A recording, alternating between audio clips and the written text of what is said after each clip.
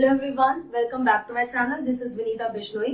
तो आज हम पार्थेनोकार्पी के बारे में बात करेंगे।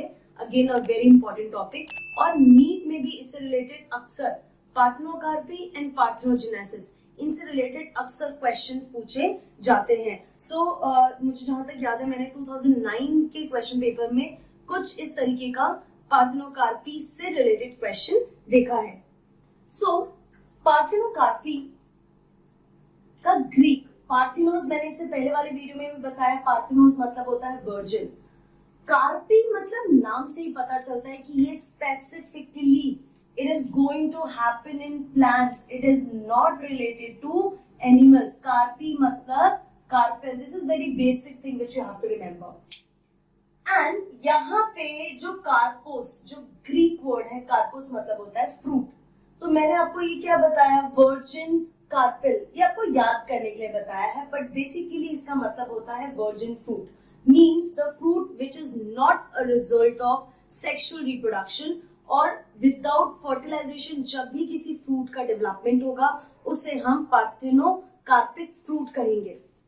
सो it is the formation of fruit without fertilisation. So यहाँ पे बिना फर्टिलाइजेशन के, बिना फीमेल गैमीट के फर्टिलाइजेशन से फ्रूट बन रहा है। अब इस केस में जो फ्रूट है वो सीडलेस भी हो सकता है एंड इसमें सीड भी हो सकते हैं, बट दो seed will be not viable, they are not going to give rise to a new plant. So non viable seed होंगे या फिर it is a seedless fruits. Now it is a result of parthenogenesis. So parthenogenesis, apomixis का जो result है वो ये parthenocarpy fruits होते हैं। Example like banana, grapes, pineapples, pear, ये सब एग्जाम्पल्स होते हैं पार्थेनोकार्पिक फ्रूट के। In some cases the stimulus of pollination. अब क्या होता है कि ये जो फ्लावर्स होते हैं पार्थेनोकार्पिक प्लांट्स, ये जो प्लांट्स हैं इनके ऊपर जो फ्लावर्स होते हैं, समटाइम्स कुछ फ्लावर्स ऐसे होते हैं जिनके ऊपर पॉलिनेटर्स आने चाहिए, जिसके अंदर पॉलिनेशन होना चाहिए। तो पॉलिनेशन से उनको एक स्टिम्युलस मिलता है for this process, the development of this process. तो पार्थेनोकार्पी के लिए स्टिम्युलस उनको पॉलिनेशन से मिलता है। सो वहां पे पोलिन ट्यूब फॉर्मेशन ये सब कुछ नहीं होगा, सिर्फ पॉलिनेशन होगा जिससे ये प्रोसेस ट्रिगर होगा। So in some cases the stimulus of pollination is required. ऐसे को हम बोलते हैं stimulative पार्थेनोकार्पी। So ऐसे फ्लावर्स को जिनको पॉलिनेशन की स्टिमुलस की जरूरत होती है, उसका जो रिजल्ट होता है, जो पार्थेनोकार्पी हो रहा है, उस पार्थेनोकार्पी को आप स्टिम्युलेटिव पार्थेनोकार्पी कहेंगे। बाकी जो फ्लावर्स होते हैं, जनरली जो फ्लावर्स होते हैं जिनमें पार्थेनोकार्पी हो रहा है, they don't need any stimulus from the pollination. तो ऐसे पार्थेनोकार्पी को हम वेजिटेटिव पार्थेनोकार्पी बोलेंगे। अब मैं अगर इंपॉर्टेंस की बात करूं तो पार्थेनोकार्पी की इंपॉर्टेंस क्या होती है, like we get a fruits जिसमें हमें अभी वाटरमेलन अगर हम खा रहे हैं तो उसमें कितने सारे सीड्स होते हैं। So every time we have to take out the seed and then we have, फिर जैसे कास्टेड एप्पल है। ये बहुत सारे ऐसे फ्रूट्स होते हैं जिनमें बॉदर करते हैं हमको उनके सीड्स। तो वो इस प्रोसेस से जो हमको फ्रूट्स मिलेंगे उनमें सीड्स नहीं होंगे, so we can have it quickly and easier. Even quicker food processing, तो सीड निकाल के आप उसको यूज करेंगे तो वो बहुत टाइम लगता है। तो अगर सीडलेस फ्रूट्स होंगे, so that can be use as a quicker food processing, that can be used in quicker food processing. No need of pollination. So क्या है कि पॉलिनेशन की जरूरत नहीं है। I told you there are only few where pollination is acting as a stimulus for parthenocarpy, but maximum में stimulus की जरूरत नहीं है, पॉलिनेशंस की जरूरत नहीं है, पॉलिनेटर्स की जरूरत नहीं है। सो ऐसे प्लांट्स को हम ग्रीन हाउस में भी डेवलप कर सकते हैं। So these are the basic importance related to it. Now parthenocarpy जो है वो 3 टाइप्स के होते हैं, the genetic parthenocarpy, environmental parthenocarpy and chemically induced parthenocarpy.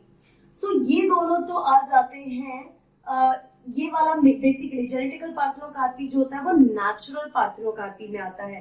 मतलब कि पार्थेनोकार्पी इन तीनों रीजंस की वजह से प्लांट में होता है, फ्लावर में होता है।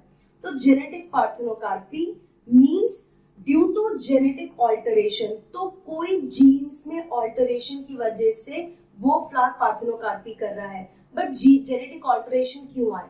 बिकॉज ऑफ द म्यूटेशन और हाइब्रिडाइजेशन। सो म्यूटेशन और हाइब्रिडाइजेशन की वजह से उनके जीन्स में कुछ ऐसे ऑल्टरेशन आते हैं जिसकी वजह से they will go for parthenocarpy, और ऐसे जेनेटिक पार्थेनोकार्पी को हम नेचुरल पार्थेनोकार्पी कहते हैं क्योंकि वो नेचुरली होता है।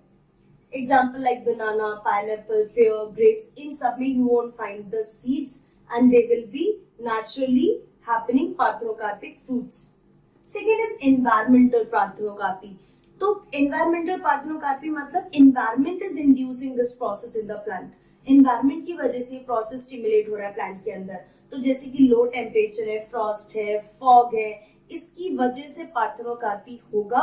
सो ऐसे पार्थेनोकार्पी को एनवायरमेंटल पार्थेनोकार्पी कहेंगे। Now this is also a natural way.